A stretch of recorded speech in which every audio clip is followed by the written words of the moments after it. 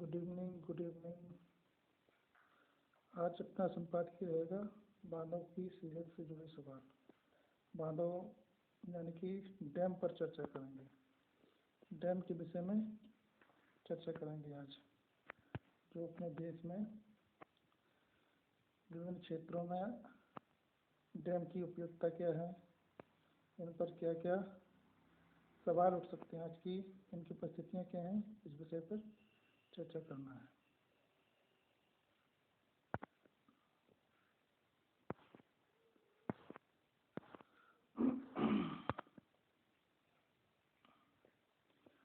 Dam का first part ये है।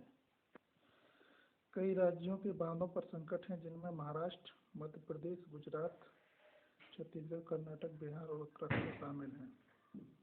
अति संवेदनशील उत्तराखंड स्थित टिहरी बांध इतना बड़ा है कि भूकंप और अतिवृष्टि को शायद ही झेल पाए, क्योंकि अब भूकंप जैसी कई गतिविधियां हो रही हैं उत्तर हिमालय में, हिमालयी क्षेत्र में। अभी कई बार तीव्र भूकंप भी आते हैं, जो कि हम लोग समझ पाते हैं, और कुछ अति मध्यम गति से आते हैं जो हम समझ नहीं पाते हैं, जिनकी तीव्रता रिएक्टर में बहुत कम होती है, तो उनको हम नहीं समझ पाते। ऐसे भूकंप आते रहते हैं। इसकी वजह से इन डैमों पर खतरा मंडराता रहता है, और अगर ये डैम टूटते हैं तो बहुत ही त्रासदी आ जाएगी। ठीक है ना। तो मध्य प्रदेश में 63 और महाराष्ट्र में 44, गुजरात में 30, राजस्थान में 25 और तेलंगाना में 21 बांध हैं। सिक्किम में चुंगचांग बांध हाल ही में ध्वस्त हो गया है, जो सिक्किम में बना हुआ था। इस हादसे में 30 से अधिक लोगों की मौत हो गई। इस तरह देश में बांधों की मजबूती और टिकाऊपन को लेकर के सवाल उठने लगे हैं। देश में ऐसे कई बांध जर्जर हाल में हैं, जिनके टूटने की आशंका हरदम बनी रहती है, क्योंकि काफ़ी समय हो गया इनका निर्माण हुए, और इनकी क्षमता होती है, इनके जो स्ट्रक्चर होता है। भारत में बड़े बांधों की हालत छोटे बांधों की अपेक्षा ज़्यादा दयनीय है। आधुनिक विकास की धारा में बांधों की सिंचाई, पेयजल, औद्योगिक उपयोग, बिजली बनाने, बागवानी आदि के लिए पानी की पूर्ति की जाती है, जिनमें से कई बांध जर्जर हो चुके हैं। इसलिए उनकी बेहतर निगरानी की दरकार बताई जा रही है। भारत के अनेक बांध भूकंप की दृष्टि से अत्यंत ही खतरनाक प्रक्षेत्र में हैं।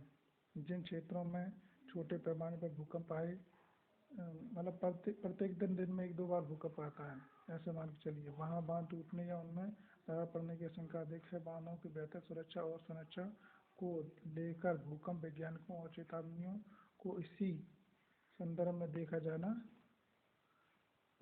चाहिए। ठीक है ना। टिहरी बांध, भाखड़ा, सरदार सरोवर, हीराकुंड, नागार्जुन, बल्हीगार, नागपता, झाकरी और कदाना, चंडील, आलामट्टी, ये जो है वालियार, गांधी सागर जैसे बड़े बांधों के अलावा ओडिशा, तमिलनाडु, तेलंगाना स्थित बांध बहुत ही सुरक्षित क्षेत्र में नहीं आते हैं। इन पर भी खतरा रहता है। राजघाट बांध चंदेरी अत्यंत जर्जर दशा में है। इसी तरह नवादा स्थित फुलवरिया बांध और राजस्थान के करौली स्थित पांचड़ा बांध जर्जर हाल में है। सोनभद्र जिले के पिपरी बांध का पानी तो जहरीला नहीं है, बल्कि इसकी दशा भी अच्छी नहीं है, इसलिए इसके जहरीला ही नहीं, अच्छा, इसका जो है जल भी इस बांध का जहरीला है, और ये स्थिति भी इसकी बहुत जर्जर है, इसलिए सोनभद्र जिले में, इसलिए इनके तुरंत सर्वेक्षण की जरूरत है, ताकि इनकी वास्तविक स्थिति का अंदाजा लगाया जा सके। पिछले सालों में बांधों की दयनीय हालत पर सरकार ने गंभीरता दिखाई थी, लेकिन जिस तरह उनसे जुड़ी दुर्घटनाएं सामने आई, उससे लगता है कि ज़्यादा बेहतर तरीके से उनकी देखभाल की जरूरत है। पिछले महीनों में बाढ़ और बरसात की कई राज्यों में तबाही मचाई। कई बांधों की क्षमता से ज़्यादा जल भर जाने की वजह से उनमें दरारें पड़ गई हैं, जिनमें जनधन के अलावा ज़्यादा अपरदन की विकट स्थिति देखी गई। भूस्खलन, भूकंप, बाढ़ और अतिवृष्टि सिलसिला बढ़ा है, क्योंकि अब एकदम से वर्षा की में भी स्थिरता नहीं है। जब वर्षा होती है तो बहुत ही उच्च स्तर से होती है और बाढ़ की स्थिति बन जाती है, तो ये सब पानी वर्षा का बांधों में जाता है, और उन पर भी एक अस्थिरता हो जाती है और उनकी जो क्षमताएं उनसे ज़्यादा पानी वहाँ पहुँचता है। भारत में बांधों की छोटी मोटी दरारों की सामान्य मरम्मत की जाती है, उन्हें नज़रअंदाज कर दिया जाता है, इससे बांध की उम्र घट जाती है।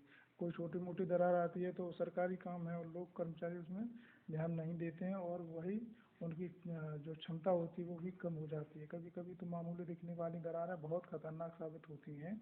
भारत में कुल 5334 बांध हैं, 5334, ठीक है ना, लगभग 5500, जिनमें 447 विशेष तरह के बांध हैं। वह चीन में 94,000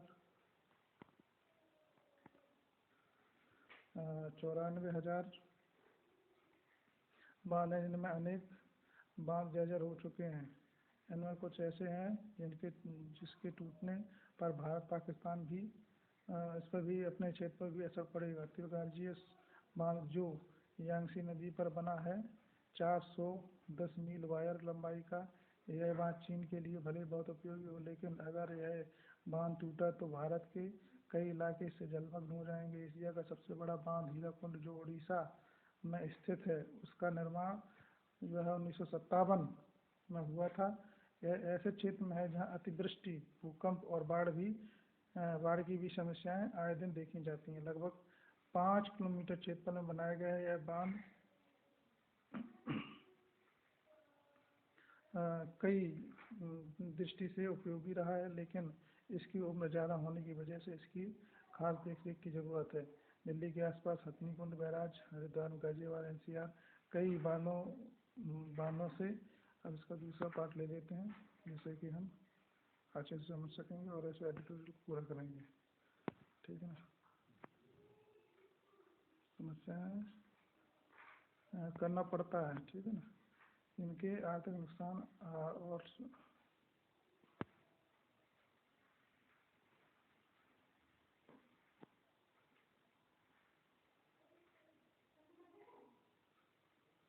अच्छा, सावधानी वाला हर साल रूबरू होना पड़ता है। ये जो समस्याएं आ रही हैं पेयजल और सिंचाई की बांध जनरेखा जीवन से, मगर इस साल बरसात में हथनीकुंड बैराज में पानी छोड़े जाने से के बाद दिल्ली के कई इलाकों में लोगों को पलायन, जैसे ही बाढ़ आ गई तो उनको मजबूरन यहाँ से पलायन करना पड़ा। अगर यह बैराज कभी टूट गया तो दिल्ली की हालात क्या होगी समझा जा सकता है।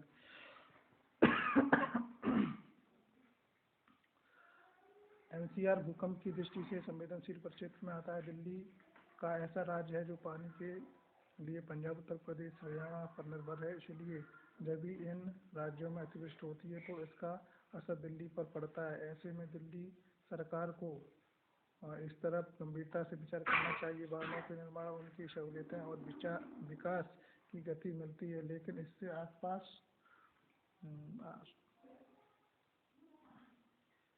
वनों की कटाई की वजह से जैव विविधता में भी काफ़ी कमी आ चुकी है। परतंत्र भी बिगड़ चुका है, जो पारिस्थितिकी परतंत्र है उस पर भी असर पड़ा है। बड़े पैमाने में पलायन हो रहा है। उपजाऊ कृषि योग्य भूमि बांध में जाने की वजह से उस क्षेत्र का कृषि विकास प्रभावित हुआ है, क्योंकि जहाँ कृषि होती थी उस भूमि में जल भराव हो गया। बिहार, असम, पंजाब, उड़ीसा, झारखंड, मध्य प्रदेश सहित तमाम राज्यों में बांधों से हर साल आने वाली बाढ़ से अरबों रुपए का नुकसान होता है। जहाँ बांधों की दरारें आती हैं वहाँ जनधन और मवेशियों को काफ़ी नुकसान होता है। इस तरफ भी राज्य सरकारों को गौर करना चाहिए।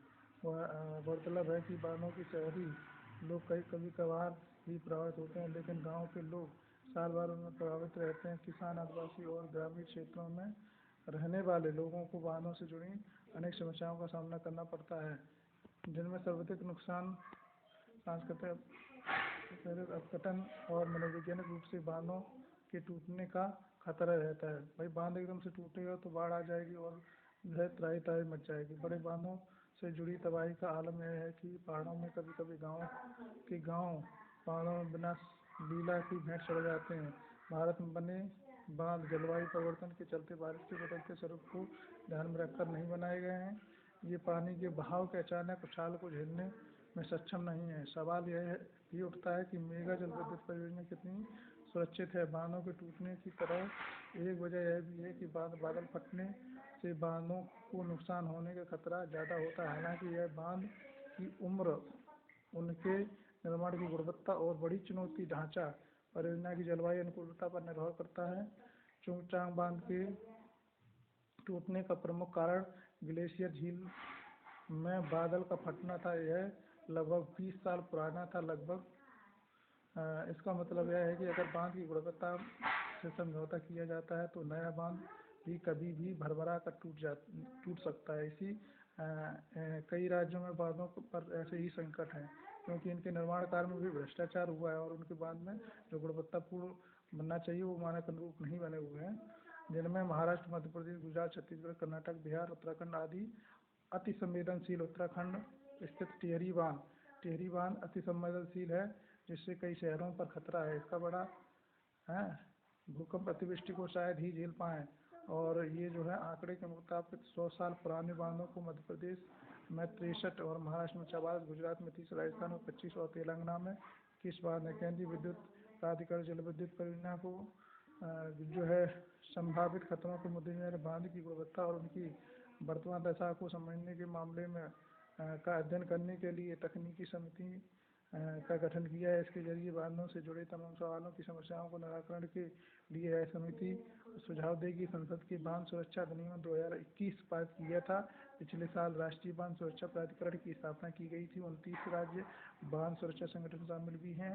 बांध केंद्रों के अनुसार अपनी बांध सुरक्षा इकाइयों को संबंधित अधिकार के क्षेत्र में आने वाले संबंधों को मानसून पर्व और बांध को निरीक्षण करते हुए महत्वपूर्ण निर्देश तथा सुझावों को देते हुए राज्यों को उनके सुझावों पर अमल करते हुए बांध सुरक्षा को और मजबूत करना चाहिए। इससे बांधों को लेकर असमय जो हलचल समझ में आती है और ये खतरा भर के सामने आते हैं, उनसे भी निजात मिल सकता है। धन्यवाद। आप साथ बने रहिए और सहयोग करते रहिए। नमस्कार।